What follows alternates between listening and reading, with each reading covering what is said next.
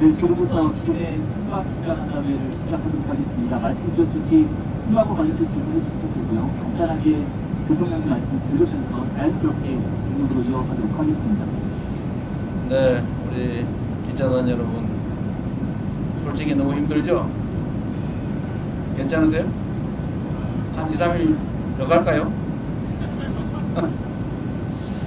네, 아마 여러분 상당히 많이 힘들 걸로 생각이 됩니다. 이 좁은 공간에서 밤을 새는 일이 또 한 3일씩 넘어서 대단히 미안하게 생각합니다. 제가 여러분들한테 약속을 하나 못 지켰는데 저번 일정 중에 우리 기자 한 분이 또 쓰러지기도 하고 그러잖아요. 그래서 이번 순방부터는 일정을 좀 여유 있게 잡기로 제가 약속을 했는데 이 양반들이 이거 제가 뭐 부하들 탓하는 건 아닙니다만 또 빼곡하게 잡아가지고 여러분들 저번보다 더 힘드실 것 같아요. 사실 뭐 저도 마찬가지입니다. 정말로 다음부터는 좀 더 여유 있게 일정을 잡도록 하겠습니다. 근데 이번에는 정해진 일정도 있는 데다가 어쨌든 상대국 사정도 있고 해서 좀 이렇게 됐다는 점 이해 바라고, 어쨌든 중동 외교를 포함해서 우리가 외교의 기반을 정리하는 단계라서 좀 무리하게 다니고 있는 측면이 있습니다. 다음부터는 조금 행복한 순방이 되기를 기대하면서 여러분들의 궁금한 점에 대해서 말씀을 들어보도록 하겠습니다.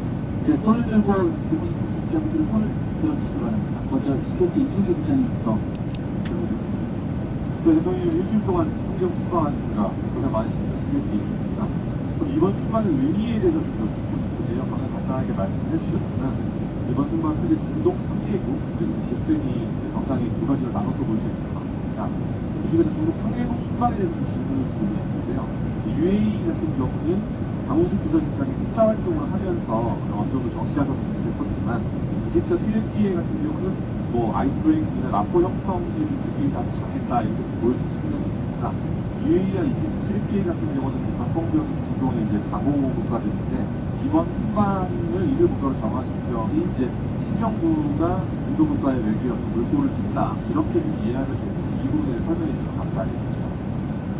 뭐 굳이 더 추가 설명이 필요 없을 만큼 잘 이해하고 계신 것 같습니다. 잠깐 말씀드렸지만 우리가 이제 남아공은 G20 회의 때문에 뭐 당연히 가는 것이고, 근데 중동은 어쨌든 우리 외교의 한 중요한 축입니다. 그리고 이번에 방문하는 3개국은 역시 중동 지역의 핵심 국가죠. 그리고 대한민국과의 역사적 관계도 특별하고, 또 방위산업이라든지 또는 뭐 무역 투자 각종 분야 협력 분야에서 여러 가지 새로운 아이템들도 발굴하고 기존의 협력 관계도 좀 강화할 필요가 있어서 지금 기반을 단단하게 한다는 측면에서 핵심 국가 중심으로 지금 가고 있는 겁니다. 네, 또 질문 있으신 기자분들 문화일보 양희석 부장님. 대통령님 안녕하세요. 문화일보 나인석입니다. 오늘 저는 대통령께서 중국, 일본 총리 이제 각각 회동을 하셨습니다. 네. 근데 지금 이제 지금 여러 나라로부터 중국 경제에 대한 요구가 나오고 있고, 또 한편 무슨 문제? 중국 경제, 대중국 경제 중국 경제. 나오고 있고, 또 한편으로는 중국하고 일본의 그 갈등도 네. 격화되고 있는 상황이지 않습니까? 네. 특히 이제 저희로서는 이 원전 건조 이슈까지 좀 얽혀 있어서 좀 복잡한 문제 같은데, 혹시 뭐 연내든 아니면 너무 멀지 않은 시점에 한중 정상회담이 성사된다면 좀 대통령께서 어떤 스탠스를 갖고 보관하실지 좋겠습니다. 제가 뭐 미국 측에도 얘기하는 거고 중국 정부에도 명확하게 얘기한 거지만, 대한민국의 외교의 기본적 원칙은 한미 동맹을 근간으로 하되 중국과의 관계는 안정적으로 잘 관리한다라는 것입니다. 그 근본은 국익 중심의 실용 외교라고 할 수 있을 겁니다. 그리고 그 중 핵심은 역시 또 대한민국의 군사 안보 각 영역에서 자율성을 확대하는 것입니다. 전시작전 지휘권을 회복하는 문제도 그렇고 핵 추진 잠수함 건조를 하는 문제도 그렇고 중국과의 경제 협력 또는 민간 교류 확대도 대한민국 국익에 부합하기 때문에 당연히 해야 될 일입니다.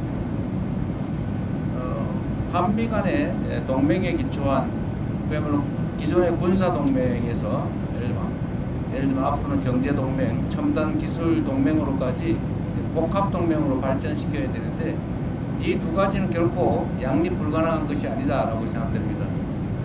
우리가 언제나 대륙과 해양의 중간쯤에 위치하고 있기 때문에 자칫 잘못하면 양팔을 동시에 잡아당기는 또는 중간에 낀 새우 신세가 될 수도 있지만 또 우리가 하기에 따라서는 양쪽의 입장을 적절히 중지하면서 우리의 활동 폭을 얼마든지 넓혀갈 수 있다라고 생각합니다.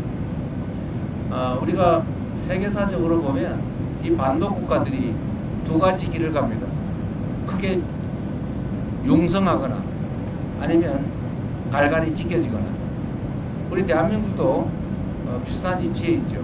지금 우리는 이 격변한 국제 질서 속에서 우리가 하기에 따라서 우리가 힘을 축적하고 주체적으로 잘 판단하고 자율성을 극대화하고 그리고 국익 중심으로 힘들 때 잘 견뎌내고 또 양쪽의 입장을 잘 활용하면 우리의 외교 지평이 오히려 확 넓어질 수도 있다라고 생각됩니다.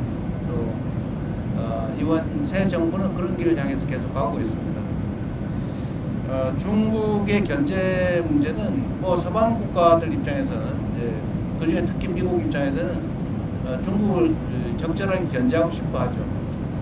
또 한편으로는 견제하면서도 또 한편으로는 협력할 분야를 찾아서 적극적으로 협력을 하고 있는 게 또 현실입니다. 국가와 국가 간의 관계는 원래 그런 것이죠. 국가와 국가 간의 관계를 일도 양단식으로 올로와 나식, 전부 아니면 전무 이런 식으로 접근하면 결국 남는 게 하나도 없죠. 중일 갈등 문제에 대해서는 중국과 일본이 지금 일본 총리의 발언을 놓고 상당히 크게 갈등이 이어지고 있긴 하지만 대한민국 입장에서 현재 상황을 냉철하게 지켜보고 대한민국 국익이 훼손되지 않도록 대한민국 국익이 극대화될 수 있도록 최선을 다해야 되지 않을까 싶습니다. 그래서 오늘 약간 무리하긴 했는데 중국 총리하고 면담도 하고 또 거기에 맞춰서 일본 측에도 특별히 요청해서 일본 측과 균형을 맞춰서 또 정상회담도 간략하게 했습니다. 그 두 정상회담 과정에서 대한민국이 가지고 있는 기본적 입장을 충실하게 잘 설명했고 국해가 발생하지 않도록 잘 협의해서 지금 대한민국 입장에서는 그게 어떤 위협 요인이 생기거나 또는 갈등 요소가 추가되거나 그러지는 않다는 말씀을 드립니다. 네, 질문을 또 받도록 하겠습니다. 이번에는 한국일보의 이석훈 기자입니다. 예, 대통령님 안녕하십니까? 저 한국일보 이석훈 기자입니다. 대통령께서 이제 그 외국 순방을 다니시다 보면은 국력 신강이 필요하다라는 말씀을 많이 해주시는데요. 이제 얼마 전에 국가 경쟁력을 높이기 위해서 6대 핵심과제 개혁 필요성을 말씀하신 적이 있습니다. 네. 이제 다른 나라 사례나 전례에 비춰보면 6가지 중에서도 노동과 연금 분야 개혁 과제가 상당하게 저항이 좀 예상되고 있는데요. 그 노동개혁 분야에서 고용시장 유연화 과제가 담기는지 그 연금 개혁의 목표는 어느 쪽으로 설정하고 계신지 궁금합니다. 일단 순방과 관련된 질문에 한해서 드리는 것으로 하겠습니다. 네. 이 문제는 우리가 순방을 하면서 각국이 가지고 있는 특장점들을 잘 살피고 또 우리가 배울 수 있는 건 배우고 협력할 수 있는 건 협력한다 라는 그런 정도 말씀으로 대체하도록 하겠습니다. 네, 뭐 제가 잘 안 보였습니다. KBS 손수환 기자님 말씀 주시겠어요? KBS 손수환 기자님. 네, 대통령님 고생 많으셨습니다. 이번 그 G20 정상회의를 통해서 굉장히 여러 정상들을 뭐 짧게지만 많이 만나셨잖아요. 우리나라에 좀 기대하는 역할이 좀 뭐라고 생각하셨는지 정상들 만나면서 여쭤보고 싶고요. 또 특히 기억 남는 정상이라든지 에피소드 있으시면 설명 부탁드리겠습니다. 네, 원래 이게 다자 협상의 장이라고 하는 것은 우리 외교부 장관이 그러셨던가 안보실장이 그러셨던가 그야말로 장이 서는 거라고. 양자 협상의 장이기도 하죠. 우리가 만날 기회가 있으면 사실 정상끼리의 회담이라고 하는 게 그리 쉽지가 않습니다. 각 상대국을 방문하지 않는 한 정말 특별한 계획이 없으면 만나기조차 어려운데 이렇게 다자회의 기회가 생기면 그 틈틈이 이제 양자회담을 하고 그 양자회담 전에 실무협의도 미리 해서 일정한 의제로 좁히고 정상회담을 통해서 필요한 합의를 끌어낼 수 있습니다. 제가 취임한 지 얼마 안 돼서 뭐 처음 보는 분들도 계시고 해서 어렵긴 하지만 정상들과의 접촉면을 넓히고 또 정상들과의 라포도 형성하고 좋은 감정들을 유지하면 아무래도 대한민국에 좀 더 나은 의사결정이 가능하다 생각이 됩니다. 뭐 사람이란 게 다 그러지 않습니까? 제가 오늘 낮에 다카이치 일본 총리한테도 똑같은 얘기를 했는데 국가 간의 관계나 사람 간의 관계는 다를 바가 없다. 결국은 서로 좋은 측면을 보려고 노력하고 좀 어려운 껄끄러운 측면들이 있으면 잘 관리하고 그 부분을 최소화하면서 사람 관계를 잘 만들면 좋지 않냐. 어떻게 사람이 완벽한 존재일 수가 있겠느냐. 국가 간의 관계도 마찬가지다. 이렇게 말씀드렸습니다. 저는 그래서 이런 다자회의 공간이 생기면 최대한 많은 정상들을 가볍게 또는 심각하게 많이 만나려고 하죠. 이번에도 꽤 많이 만난 것 같습니다.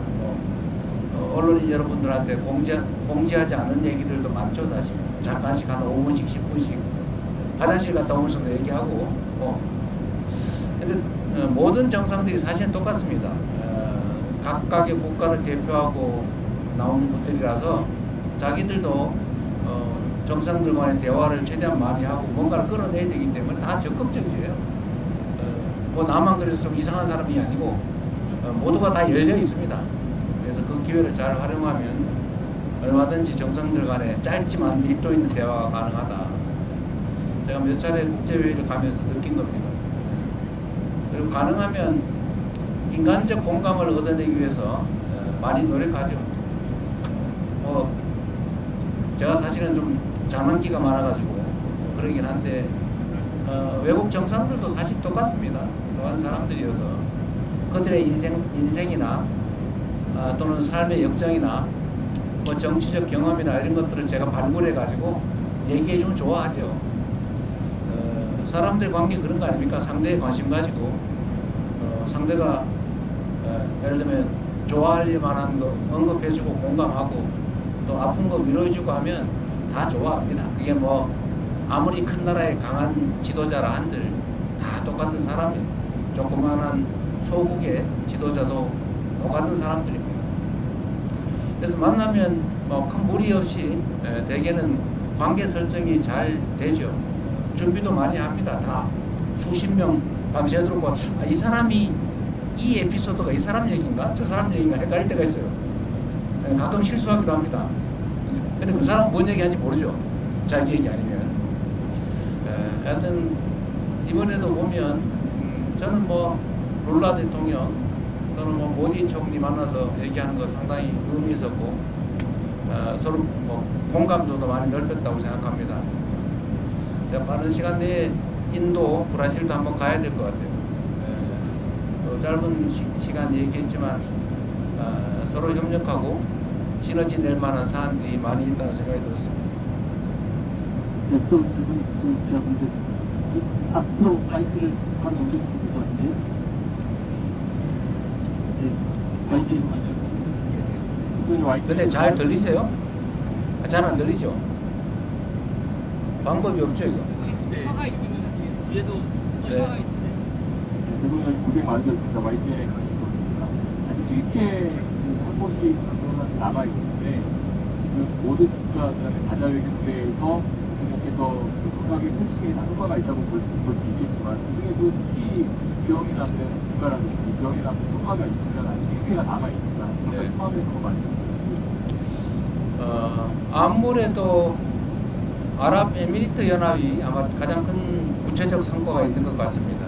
거기는 사전에 비서실장이 특사로 가서 협업할 수 있는 분야들도 많이 정리했고 또 구체적 사업도 다 발굴을 했기 때문에 아주 구체적이고 실질적인 큰 성과가 난 것 같습니다.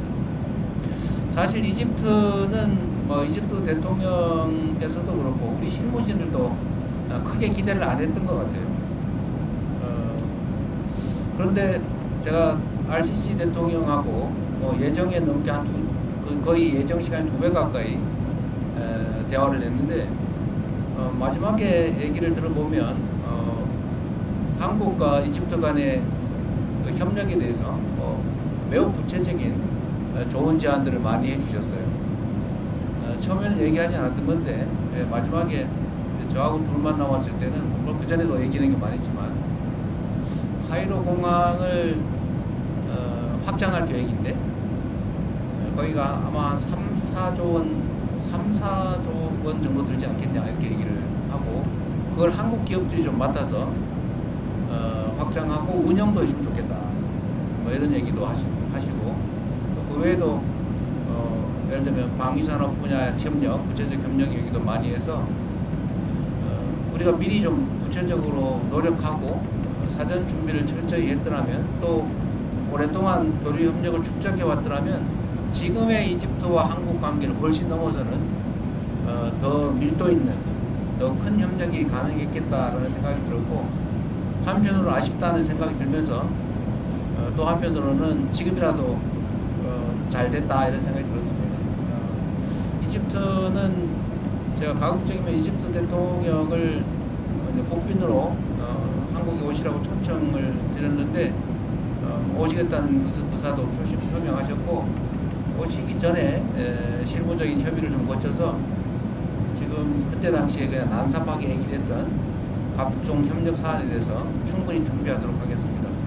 아마 우리 기업들이나 우리 국민들에게 큰 기회를 만들 수 있지 않을까 생각이 됩니다. 네, 카메라 기자님들 때문에 제가 시선이 가려서 잘 안 보이는 것 같은데 뒤에 마이크를 좀 넘겨주시면서 또 말씀을 해주시겠어요? SBS 구성이라는데 근데 우리 대변인이 남성 편향적인 것 같은 느낌이 좀 듭니다. 네, 저 SBS 강청환 기자라고 합니다. 지금 마지막 방법이 튀르키예를 가시는데 튀르키예 언론과도 인터뷰를 하셔서 일부 내용을 말씀을 하셨지만 특히 주한점 미팅에 가셔서 정상회담을 하실 내용이라든지 아니면 또 기대하는 성과가 있으실지 제가 취임하면서도 말씀드렸지만 우리 대한민국의 경제 상황이 그렇게 좋지가 못하기 때문에 그래서 가장 중요한 것은 국가 간 협력을 통해서 대한민국의 경제 상황을 개선하는 겁니다. 튀르키예도 지금 경제 상황이 그렇게 녹록치는 않은 상황인 것 같긴 합니다. 튀르키예는 아시겠지만 국교 관계를 수립하지도 않은 상태에서 6.25 때 병력 규모로 사위를 이를 만큼 대규모 병력을 파병해서 대한민국을 도와준 나라입니다. 형제 국가라고 또 그 중에서도 피를 나는 형제 국가라고 그런 이유가 있죠. 튀르키예도 방위산업 분야, 국방 분야에 워낙 관심이 많고 또 대한민국도 강점을 가진 분야가 방위산업 분야인데 이 부분에 대한 협력도 가능할 것이고 또 튀르키예는 이제 문화 관광 산업이 상당히 발전한 나라이기도 합니다. 또 대한민국도 앞으로 문화 콘텐츠 분야에 투자를 많이 할 생각이기 때문에 이런 문화 관광 분야에 대한 협업도 가능할 것으로 생각되고 그 외에 일반적인 원자력 발전 문제라든지 정말 할 수 있는 일은 얼마든지 있다는 생각이 듭니다. 제가 외교부 장관한테도 또 안보실장한테도 말씀을 드리는데 앞으로 외교 분야에 대해서 우리가 좀 더 체계적으로 정비하고 더 많이 투자해야 된다 이런 말씀을 드렸어요. 우리는 이제 소위 통상국가인데 지금 제가 해외 순방을 다녀보면서 느낀 거는 대한민국의 대외관계 관리가 매우 분절적이라는 생각이 듭니다. 따로따로 나눠져 있어요. 교육부는 대학하고 또는 뭐 기재부는 뭐하고 또는 뭐 농림축산부는 농업 관련 사업을 하는데 뭘 하는지도 모르고 코트라는 또 코트라대로 하고 뭐 따로 다 놀고 있어요. 이제 이렇게 해서는 안 되겠다. 좀 체계적으로 종합적으로 외교 분야를 정리하고 좀 더 타국과의 이런 협력을 좀 더 구체적으로 좀 더 세밀하게 관리해야 된다는 생각이 듭니다.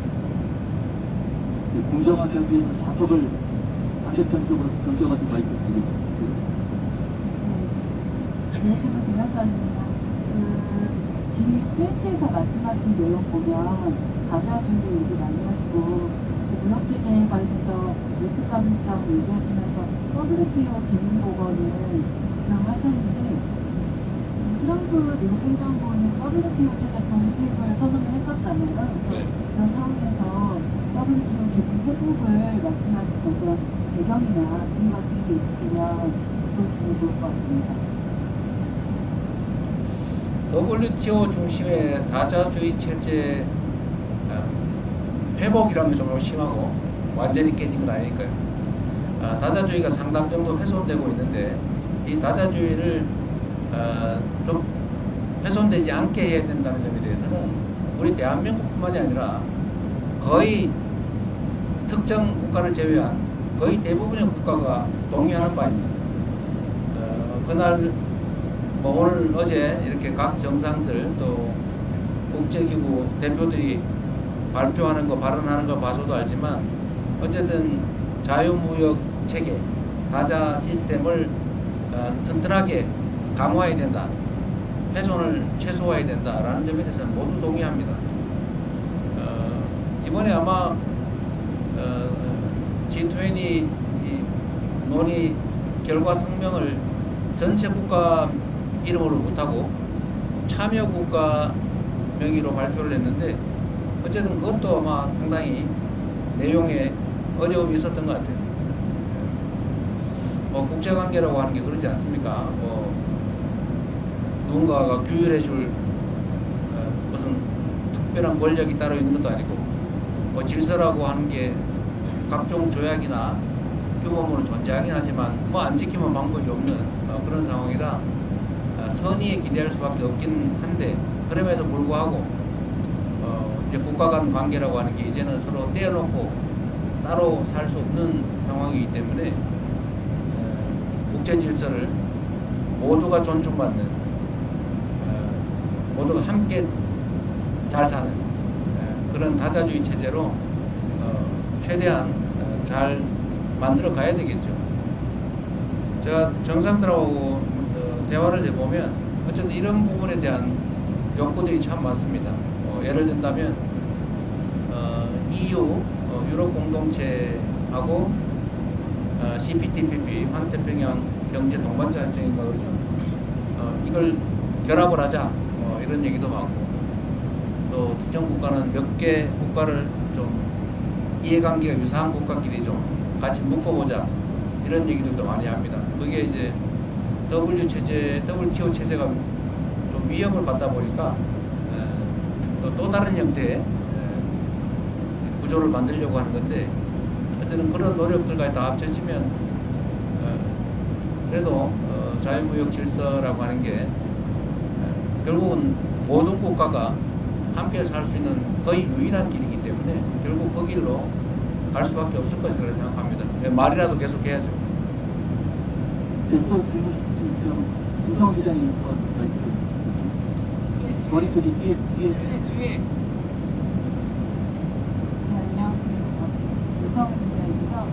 대통령님께서 이번 순방 기간 중에 거의 모든 국가 정상들과 만나서 방산협력을 제안하시거나 또는 강구하셨었는데요. K방산에 대한 각국 정상들 반응은 좀 어땠는지 궁금하고 대통령님께서 보시기에 가장 큰 관심을 보였던 정상은 누구였는지, 그리고 강훈식 실장은 전략경제협력 특사로 운영하는 이 분야의 공을 굉장히 많이 들이신 걸로 아는데 혹시 조만간 대규모 K방산 수주 소식을 기대해도 될지, 관련 성과를 기대해도 될지 여쭙습니다. 네. 우리가 이제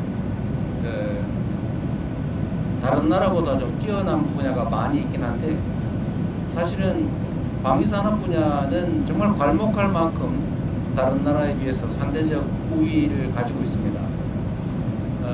물론 뭐 미국에는 비교할 바 못되지만 사실 미국도 이제는 뭐 전투기 생산이나 전차 생산, 뭐 하다못해 여러분도 잘 아시지만 잠수함 아니면 군함 생산에서 상당히 많은 문제를 노출하고 있죠.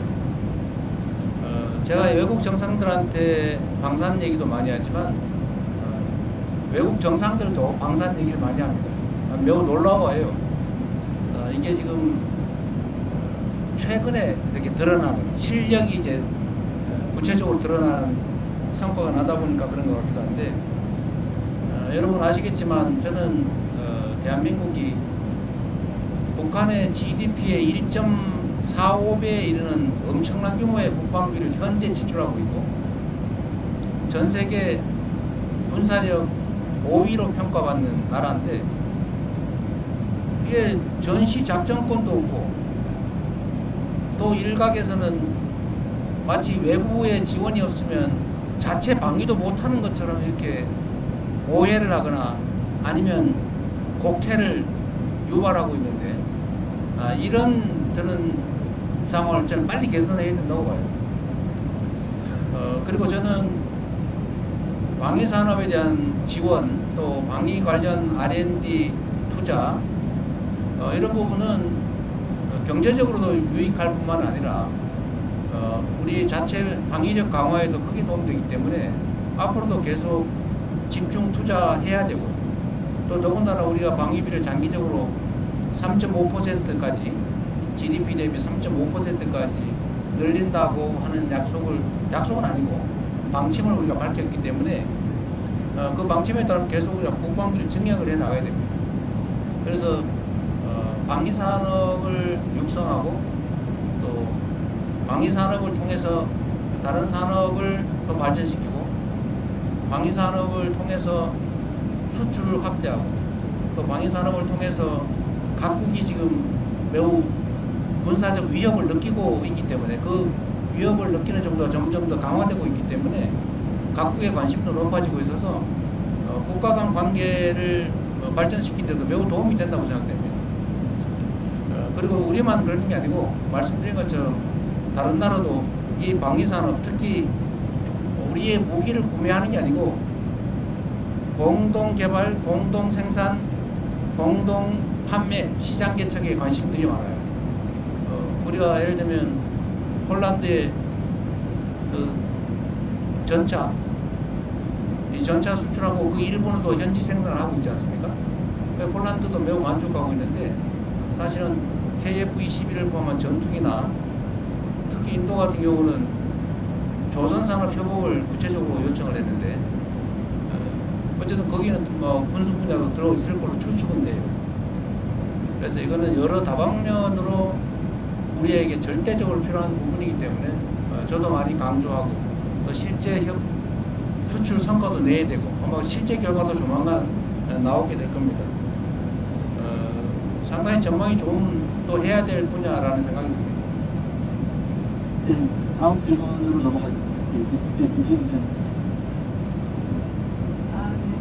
저 뉴스의 김수현입니다. 제가 그 8월에 방미 귀국길에 아파서 잠시 이분이 그러시군요. 2개월 지금 반 정도 쉬다가 일주일 전에 복직해서 이번 순방에 함께하게 됐는데요. 일단 감회가 좀 새로워서 그 말씀을 한번 드리고요. 지금 질문을 돌아가서 그 독일 총리와 아까 그 한반도 정세에 대해서 조금 말씀을 나눴던 것을 보기가 됐는데 그거에 대한 구체적인 좀 발언은 조금 안 나온 것 같아가지고 있고요. 아까 중국과 일본과의 관계 말씀하시긴 했지만 우리 총리와 조금 남았던 대화를 공개하실 부분이 있으시면 조금 설명해 주시면 감사하겠습니다. 아까 브리핑 안 했습니다. 내용 브리핑 안 하셨어요? 안 했습니다. 서로 간단하게 공개한 건 있습니다. 아니 상관없고 그래도 최초의 양자회담인데 내용 발표를 좀 해주시고 그러셨어요. 일단 따로 자료로 좀 냈습니다. 자료를 냈어요? 예. 네, 자료를 냈는데 안 보시는 모양이네. 독일 총리가 이제 중국과의 관계가 어떠냐 뭐 이런 식의 질문을 했는데 그건 뭐 프랑스도 마찬가지였던 것 같고 그에 대한 대답은 아까 여러분한테 했던 얘기하고 똑같습니다. 아주 원론적인 군사안보 측면의 한미동맹을 기반으로 우리는 판단하고 행동할 수밖에 없고 그러나 또 한편으로는 지리적인 관계나 또 역사적 관계 또 경제적 관계 측면에서 단절할 수 없다. 적절하게 관리해야 된다라는 입장을 충분히 얘기했습니다. 뭐 특별한 건 없었어요. 뭐 어차피 한 3, 40분 얘기하는 건데 우리가 독일하고 얘기가 너무 많이 길었죠. 한 40분. 네, 길게 했습니다. 프랑스하고 프랑스가 40분, 독일은 독일이 한 20분. 네, 회의 시간 때문에 그렇게 됐는데 그 독일 프랑스는 역시 우리가 꼭 방문하든 또는 프랑스 미테랑이 아니지 누구지? 마크롱 대통령은 내년에 방한하겠다고 하니까 또 그때 더 구체적인 얘기를 하게 될 것 같습니다. 네, 또 질문 있으신 기자분들. 네, 이번 연합뉴스 우선 네, 안녕하십니까. 대통령님 고생 많으셨습니다. 연합뉴스 TV의 성승환입니다. 그 남아공 주식을 오시기 전에 경주 에이펙을 저희가 주인으로서 손님들을 맞았었는데 이번에 손님으로 한번 모셨고 3년 뒤에는 저희가 다시 주의식을 해서 맞이해야 되잖아요. 어떤 좀 이거는 좀 신경 많이 써야겠다. 그냥 더 많은 국가들이 올 테니까 이런 걸좀 신경이 느껴야 될것 같아요. 마이크를 잘 정비해야 되겠다는 생각이 들었습니다. 마이크가 계속 말썽이 되군요. 우리가 장소는 정해지지 않은 거죠. 아직 안 정해졌습니다. 아직 이제 어디 대한민국에서 개최하는 건 정해졌는데 대한민국의 어디에서는 아직 미정 상태라서 그에 맞춰서 준비는 철저하게 잘 해야 되겠습니다. 에이펙은 김민석 총리께서 워낙 잘 챙겨서 특별히 문제가 없었던 것 같은데 다음 회의도 잘 준비해야 되겠다는 생각이 듭니다. 이게 국제회의는 어쨌든 전 세계 언론들이 다 지켜보는 상태인데 세밀하게 준비를 잘 안 하면 좀 국격에 의심을 받을 수도 있겠다 그런 생각이 좀 들긴 합니다. 충분히 투자할 만한 일이라는 생각이 듭니다. 네, 또 한국경제 문제부터. 대통령 안녕하십니까. 한국경제신문 한재영입니다. 그 모디 총리가 조선업 협력을 얘기를 하면서 소다자 협력이라는 용어를 사용했던 걸로 알고 있는데 그게 구체적으로 어떤 협력 모델을 제시한 것이고 거기에 대해서 대통령께서는 어떤 판단을 좀 하셨는지 궁금합니다. 모디 총리는 이제 조선부 분야 협력을 하자고 하면서 이제 예로 든 게 인도, 한국, 일본 이렇게 3국 간 조선 분야에 대한 협력 체계를 구축하는 게 어떻겠냐라는 그런 말씀을 하셨습니다. 근데 우리는 좀 더 그 부분에 대해서 판단할 여지가 남아 있기 때문에 우리 충분히 제안은 잘 들었고 추후에 논의하자 이렇게 얘기했습니다. 네, 또 혹시 질문 있으신 기자분. 네, 세계일보. 네, 안녕하십니까. 대통령님 고생이 많으십니다. 좀 궁금한 부분이 이번 G20 정상회의에서도 그렇고 각국을 방문하실 때 AI라든가 기본 AI 이런 부분을 많이 말씀해 주셨는데요. 그에 대한 각국 정상들의 반응이라든가 아니면 우리가 AI 정책하고 관련해서 긴밀히 좀 협력을 할 수 있겠다 이런 생각이 좀 국가를 각별 있으셨다는 말씀입니다. 이번 G20의 핵심 의제 중에 하나도 AI를 어떻게 공정하게 잘 활용할 거냐라는 것입니다. 대한민국이 모두를 위한 AI라고 하는 정책을 추진하고 있는데 그 대한민국이 하고 있는 모두를 위한 AI는 우리 국민 모두도 포함되지만 세계 모든 나라도 동시에 포함합니다. 근데 대개의 나라들이 지금은 자칫 잘못하면 인공지능 분야에서 특정 몇 개 국가에 종속될 가능성이 매우 높고 이 점에 대해서 정상들 중에는 걱정을 하는 사람들도 있습니다. 독자적으로 이걸 투자해서 해결하기는 어려운데 이거를 그렇다고 끌려가기는 어렵고 이런 걱정을 하고 있어서 제가 예를 들면 이집트 대통령한테는 그런 얘기를 했죠. 이집트 인구가 1억 명인데 앞으로 결국 세상은 인공지능 중심으로 바뀌어갈 거고 거기에 끌려가는 것보다는 동행하는 게 그래도 낫다. 그래서 한국과 인공지능 분야에 대해서 서로 협력을 하는 게 어떻겠냐라고 얘기했고 그 점은 동의하는 바가 있었습니다. 우리의 기획 중에도 제3세계의 인공지능 분야에 대해서 제3세계와 협업을 해서 제3세계를 독립적으로 인공지능 시스템을 특히 LLL 시스템을 포함해서 좀 구축을 함께 해주자라고 하는 계획도 가지고 있습니다. 그게 우리의 시장을 넓히는 길이기도 하죠. 의외로 이 분야도 인공지능 분야에 관한 협력 관계 구축도 앞으로 대한민국이 해야 될 중요한 아이템이 아닐까 싶은 생각이 들었습니다. 네, 또 질문 있으신 분들 질문 받겠습니다.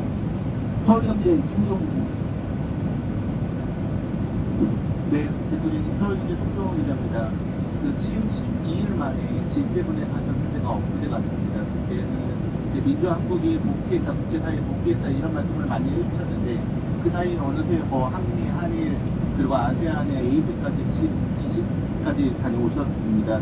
이 사이에 대통령께서 보실 때 회의 정상들이 실제로 어떤 반응들이 달라졌는지 그게 궁금하고요.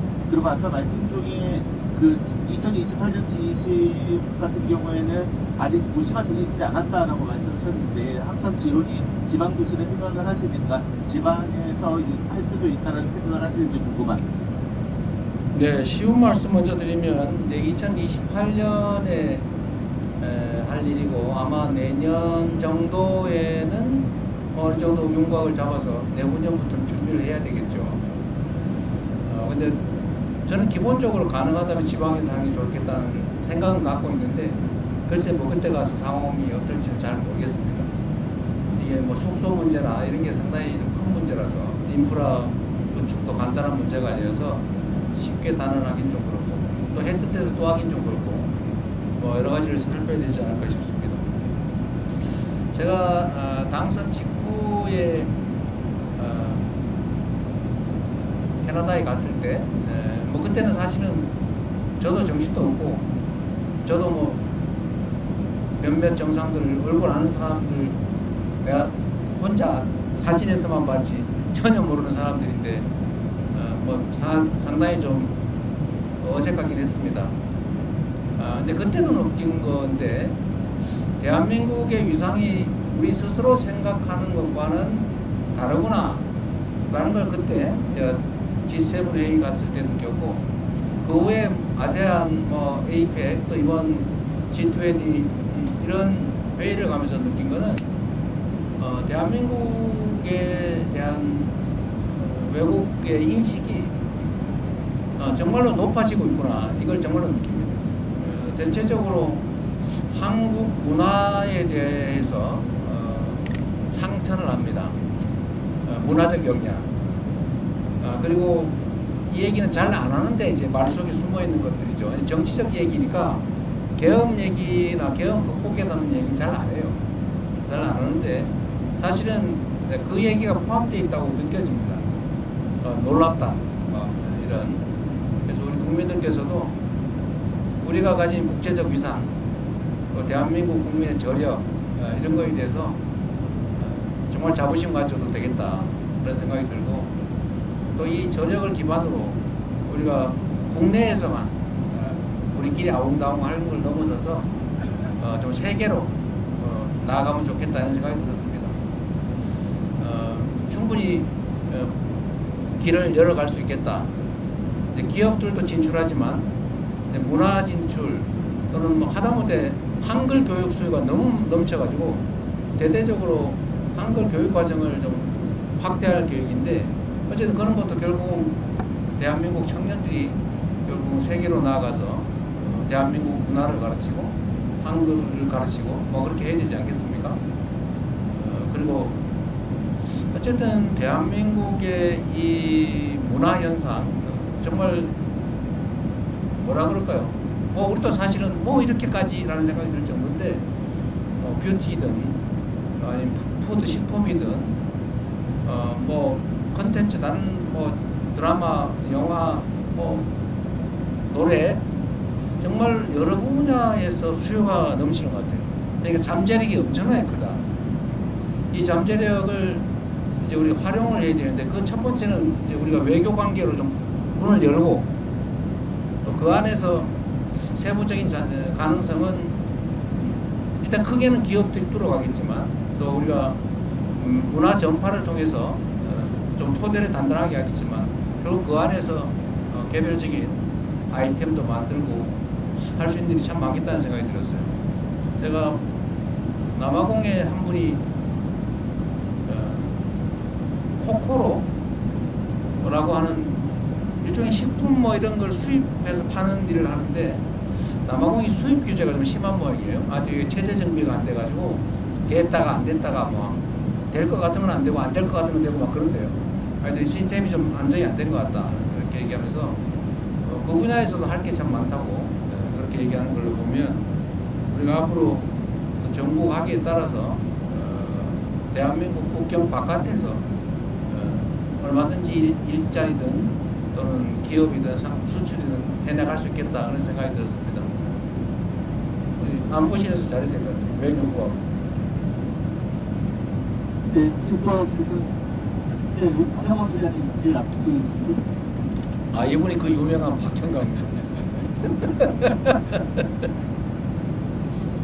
네, 대표님 안녕하십니까.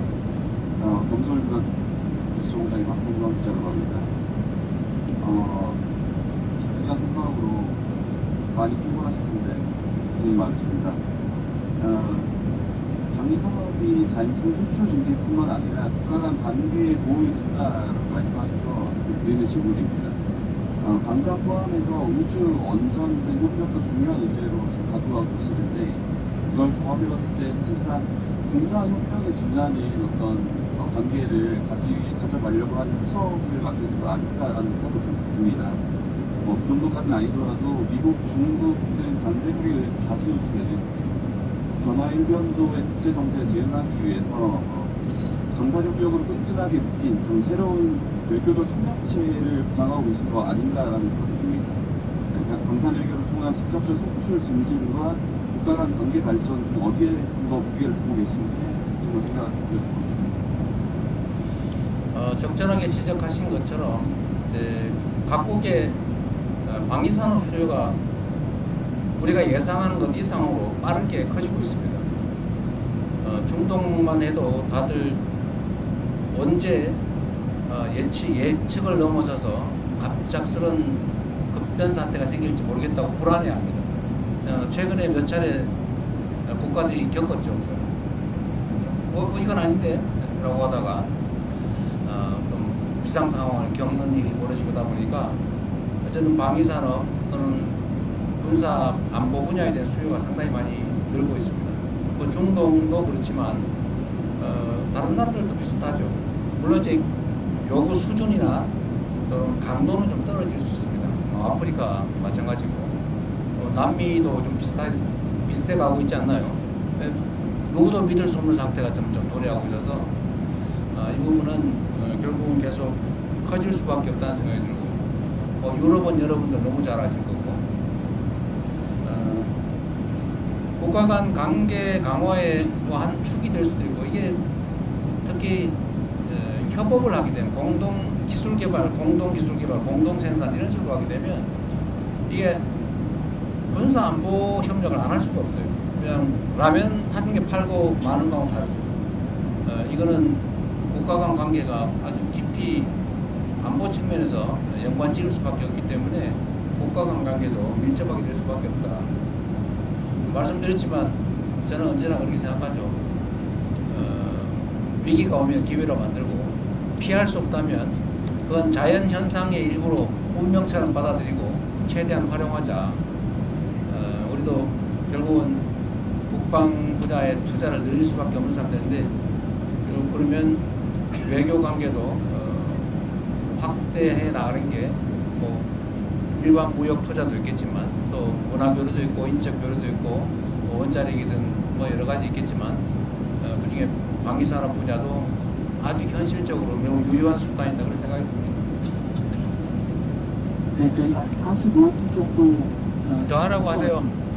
나중에 안 물어봤다고 억울해하면 안 돼요. 예, 제가 잘 안 보니까 그래서 마이크를 전달해 주시고 두 분 계세요, 두 분. 네네. 소속과 이런 말씀 주시면 감사하겠습니다. 대통령님 채널의 김동훈 기자입니다.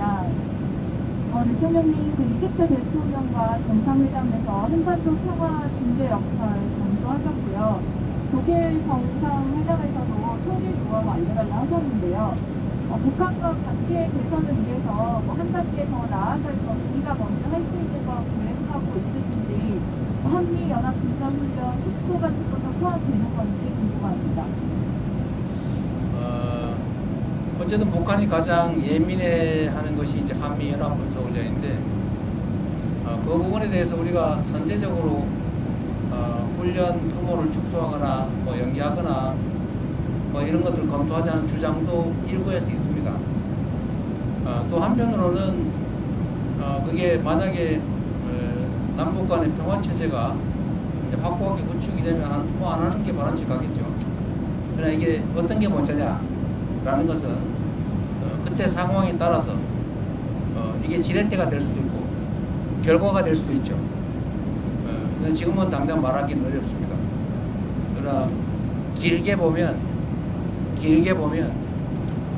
대한민국의 방위는 대한민국 스스로 책임지고 또 가급적 군사훈련을 하지 않아도 되는 그야말로 말씀드린 것처럼 싸우지 않아도 되는 싸울 필요가 없는 평화체제를 확고하게 구축하면 뭐 그때 되면 이런 트럼프 대통령이 별로 안 좋아하는 돈 드는 합동군사훈련 이런 거 안 해도 되지 않습니까? 그러나 지금 단계에서는 뭐 쉽게 얘기할 수 없는 부분이죠. 그래서 이거는 상황과 조건에 따라서 얘기할 거지 지금 미리 어떤 방향으로 예단하기는 어렵다. 그렇게 생각이 됩니다. 네, 그 뒤에 매일경제 오세훈. 예, 안녕하세요. 매일경제 오세훈입니다. 방금 출국 전에 공개된 트리티의 언론과의 인터뷰가 있었습니다. 네. 이 인터뷰에서 대통령님께서 트리티의 신호 원전 프로젝트 논의가 진행 중이고 한국 원전 기술로 트리티의 원자력 발전에 기여하기 희망한다고 하시면서 이제 수주 의지를 밝히신 걸로 이해를 했는데요. 현재 우리나라 기업이 관련 프로젝트에 이제 입찰을 해서 경쟁 중인 사항입니다. 그래서 이번 국빈 방문을 계기로 관련한 결과가 도출될 가능성이 있을지 말씀 좀 부탁드립니다. 뭐 결과를 예단하기는 어려울 테고 아마 한전이 입찰에 응한 것 같아요. 응찰한 것 같은데 정상은 대화를 통해서 우리 대한민국 원전 사업의 우수성, 그 다음에 경쟁력 이런 것들을 잘 설명하고 좋은 결과가 나도록 노력을 해봐야죠. 뭐 결과에 또 뭐 여러 가지 판단할 요소가 있을 테니까 기다려봐야 되지 않겠습니까? 네, 또 혹시 질문이 더 있으실까요? 말고 손을 드는 분이 안 계실 것 같아요. 있나요? 그쪽에 마이크를 전달을 해주십시오. 예, 대통령님 수고 많으십니다. 연합뉴스 이명석 기자고요. 조금 전에 질문 나왔던 트리티의 현지 언론 인터뷰였어요. 잘 들리시나요? 네, 잘 들려요. 예. 대통령께서 통일의 논의에 벤치의 인류다라고 얘기하시면서 점진적 단계적으로 추진해 나겠다는 말씀하셨는데요. 잘은 뭐라고 총리가 뭐라고요? 그 통일에 대해서 아 통일에. 그 일방적으로 추진하지 않겠다. 점진적 단계적으로 추진을 해 나가겠다라는 얘기를 하셨는데 이 얘기는 결국은 지난번에 흡수 통일에 대해서 추진하지 않겠다는 거랑 마찬가지로 이 정부에서는 좀 시간이 걸린다고 하더라도 충분히 대화를 가지고 장기적으로 접근하겠다는 뜻으로 저희가 받아들여도 되는 건지 궁금하고요. 그리고 같은 맥락에서 지난번 인프 때 북미 정상간 대화가 아쉽게도 좀 무산이 됐는데 혹시 다음 모멘텀으로 이 통일 문제를 진전시킬 수 있는 다음 외교적 모멘텀이 뭐가 있을지 생각하시는 분이 있으면 설명해 주시면 감사하겠습니다. 네. 남북 관계는 참으로 안타깝게도 매우 적대적이고 대결적 양상으로 바뀌었습니다. 아주 초보적인 신뢰조차도 없어서 아주 극단적인 발언 또 극단적인 행동을 보여주고 있습니다. 북한 측이. 아시겠지만 지금 군사분계선 기준으로 북한이 3중 철조망을 치고 있어요. 이게 6.25 전쟁이 이제 휴전으로 끝나고 그 이후 정말 수십 년 동안 안 하던 일입니다. 지난 윤석열 정권 당시에 북한으로 가는 철도 다 폭파했습니다. 북한으로 가는 도로 다 파내고 둔덕을 쌓았습니다. 말씀드린 것처럼 전 군사분계선에 3중 철책을 설치하고 있어요. 다시 감시초소 설치하고 그 군사분계선 설치한다고 뭐 지뢰 매설한다고 우리 측하고 그쪽하고 서로 생각하는 경계가 달라서 그쪽은 자기 땅이라고 왔다 갔다 하는데 우리가 보니까 넘어왔다 그래서 경고 사격하고 넘어가고 이러고 있어요. 언제 우발적인 충돌이 벌어질지 모르는 상황까지 갔습니다. 그리고 남측을 북한은 적대적 두 국가다. 이제는 뭐 전지 원수다. 이렇게 얘기하고 있지 않습니까? 일체 모든 연결선이 다 끊겼습니다. 일체 대화 접촉 자체를 거부하고 있어요. 매우 위험한 상태죠. 우발적 충돌이 발생하면 해결할 길이 없습니다. 아무리 적대적인 국가 간이라도 비상연락망은 원래 가지고 있어요. 한 라인은 다 있지 않습니까? 원래 오른쪽으로 싸우면서 오른손으로 싸우면서도 왼손으로 악수하고 부르는 게 세상의 이치인데 여기는 완전히 다 단절했습니다. 정말로 안타까운 일이죠. 이게 과연 대한민국의 국익에 바람직하냐? 전혀 아니지 않습니까?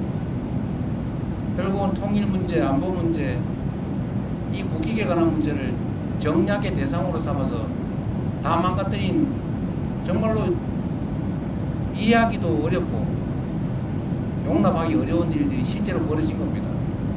이 상황에서 우리가 할 수 있는 일은 무엇이냐? 이미 그랬던 거 어떡하냐? 포기하고 강경 일변도 정책을 계속 할 거냐? 그럼 더 나빠지겠죠. 이럴수록 더 인내심을 가지고 우리가 확고한 억지력을 확보하고 도발을 얼마든지 제압할 수 있을 정도의 국방력, 억지력을 확보하고 이건 대전제죠.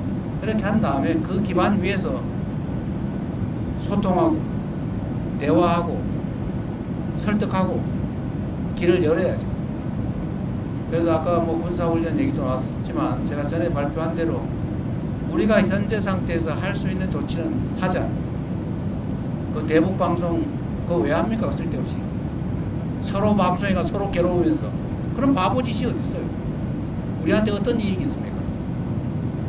그냥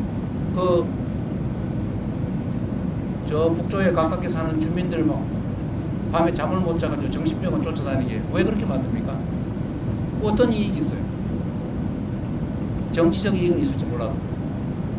그래서 방송 대북방 중단한다든지 대북 단파 방송 요즘 세상에 인터넷 뒤집어 다 나오는데 뭔 대북 단파 방송을 합니까? 그 돈 들잖아요. 그런 것도 줄이고 또 우리가 양심수 아니 그거 뭐라고 표현합니까? 장기수. 예, 비전향 장기수. 예, 미전향 장기수. 지금 나이들 다 90 넘어가지고 오늘 내일 언제 돌아가실지 모르는 분들인데 북한으로 자기 고향으로 가겠다는 걸 그건 뭐 막습니까? 그거 잡아놓으면 뭔 도움이 돼요? 그래서 그 노력조차도 반응이 없어요. 예, 이런 상황에서는 그래도 대화하려고 노력하고 끊임없이 우리의 선의를 전달하고 의심하면 한 번 얘기하는 것보다 2번 얘기하는 게 낫겠죠. 예, 끊임없이 노력해서 바늘 구멍이라도 뚫어야죠. 자꾸 피하면 쫓아다니면서 얘기도 하고 말도 붙이고 뭐 안 듣겠지만 군사분계선 불명확하니까 이거 사고 나겠다. 진짜 총격전이 벌어질 수도 있겠다. 서로 자기 땅이라고 우기다가 이런 거 대화해서 선을 긋자. 이런 거라도 해야죠. 우리는 언제든지 열려있다는 거 말씀드리고 그리고 전에 END 전략이라고 우리가 말씀드렸습니다만 교류해야죠. 아니 다른 어떤 나라와 다 교류하고 대화하면서 왜 북한하고만 안 합니까? 어쨌든 교류하자. 그리고 관계 정상화를 우리가 지지한다. 전 세계와 교류해라. 우리하고는 좀 늦더라도. 그리고 마지막으로 단기적으로는 일단 핵 동결하고 중기적으로는 감축하고 장기적으로는 비핵화하자.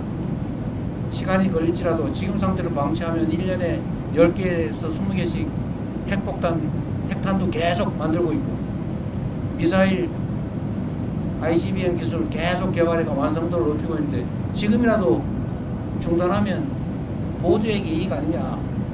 그러니까 일단 중단 협상이라도 시작하자.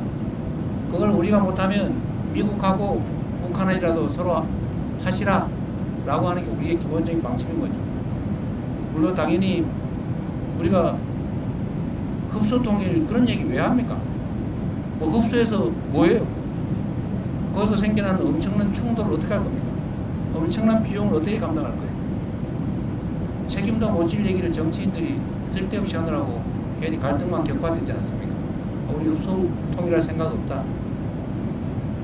통일에 관한 우리의 관점은 일단 대화하고 평화 공존하고 그 다음에 얘기하자. 갑자기 통일 얘기하면서 뭐 대박 이렇게 얘기하니까 북한이 이거 쳐들어오는 거 아니야? 이래가지고 철조망 치고 도로 끊고 장벽 쌓고 철도 끊고 막 그러잖아요. 무인기 가서 막 보내가지고 약 올리고 얼마나 긴장되겠습니까? 근데 이거를 일종의 업보죠. 개인도 그렇지만 국가도 업보를 쌓은 겁니다. 시간이 걸리겠죠. 그 업보를 줄이기 위해서 그 업보를 쌓은 노력 이상의 노력을 그것보다 더 많은 시간의 투자가 필요하지 않을까 생각합니다. 네, 아마 더 질문 있으실 분이 안 계신 것 같습니다. 저희가 거의 1시간 가까이 네, 마지막이었어요. 네, 기자 간담회를 했습니다. 그러면 네. 이것으로 기자 간담회를 마치도록 하겠습니다. 어쨌든 여러분 뭐 박수 치면 누구 욕해요. 어쨌든 여러분 너무 고생이 많으십니다. 제가 이렇게 해외 순방을 다녀보니까 또 교민들을 이렇게 만나보니까 참 절박하다는 생각이 들었어요.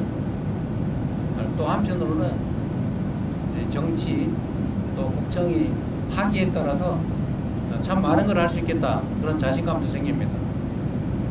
몸이 좀 피곤하긴 하지만 그래도 정상들을 만나고 방문하고 또 현지에 이런저런 의견들 들어보고 또 개선책들 만들다 보면 참 보람 있는 일이라는 생각이 들긴 합니다.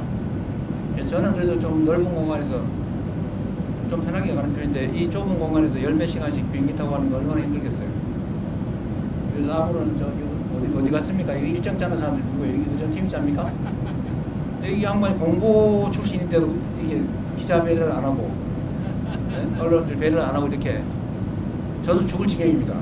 무슨 일정을 이렇게 정상 외교 순방 일정을 이런 식으로 어디 이집트 가면 박물관이라도 한번 가봐야지 세상에 네? 하루 종일 뺑뺑이 돌리다가 바로 다른 나라 그것도 밤에 출발해가지고 새벽에 도착해서 또 뺑뺑이 돌리고 좀 반성하세요. 저를 위해서가 아니고 우리 언론인들 생각해서 또 쓰러지면 어떡할 겁니까? 이번에 더 힘든 것 같은 제목보다 몸 관리 잘 하십시오. 자, 고맙습니다.